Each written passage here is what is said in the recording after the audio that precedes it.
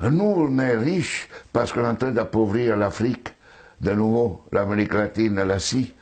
Nous sommes nous les responsables de ces millions de morts. C'est nous qui disons que tu dois avoir accès à l'eau simplement si tu la payes. Que je t'amènerai l'eau si je suis rentable. En Afrique, c'est nous, c'est pas eux. Eux, ils étaient capables de le faire en communauté. Et donc, à l'heure actuelle, il faut se dire que les guerres qu'on est en train de faire, c'est quoi? C'est parce qu'ils nous ont attaqués. Qui? Quand Sarkozy a bombardé la Libye, aucun Libyen n'avait attaqué la France. La France n'avait pas été bombardée par personne. Et nous, quand les Américains ont bombardé Bagdad ou l'Irak, parce que c'était l'ennemi du mal, tous ces millions qui sont morts, et tous ces millions de réfugiés syriens, irakiens, etc., c'est qui eux, ils ont voulu. Et nous, on a le courage après de dire, je vais t'aider pour rester chez toi. Hein? Alors qu'on les a créé les conditions pour qu'ils doivent fuir. Et nous, on va dire hypocritement à cette Europe qui hypocritement donne 6 milliards à la Turquie, 2 milliards aux Libyens pour pouvoir tenir les gens qui viennent d'Afrique, où on est en train d'alimenter, nous, les guerres.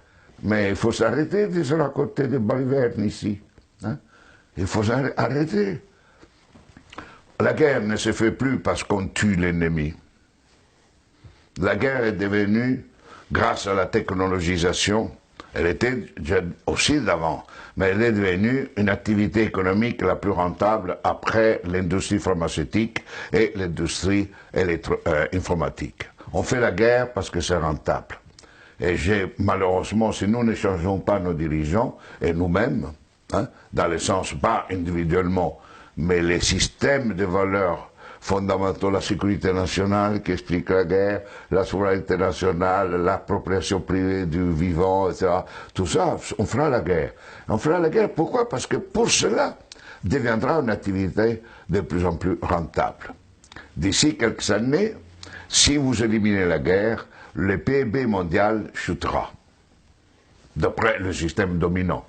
Et ne chutera pas si on est dans un autre système. Au contraire, la guerre, la disparition de la guerre sera une source de richesse. Mais c'est pour cela que les dominants à l'heure actuelle ne veulent pas réduire les armements, ne veulent pas réduire les occasions de guerre. Parce qu'imaginez-vous la France sans la guerre. Que serait comme économie? Imaginez-vous les États-Unis sans guerre, deviendraient des pauvres. Des économies pauvres. Donc aujourd'hui, on est entré dans une phase où on fait la guerre parce que c'est rentable. Et vous n'aurez aucun dirigeant actuel du monde qui arrêtera la guerre, parce qu'il sera crucifié, parce qu'il sera lapidé, parce qu'il va contre la logique. La guerre fait augmenter le PIB mondial. La guerre permet la croissance économique. Et on suppose que si on fait la guerre, on augmente la création d'emplois chez nous, non?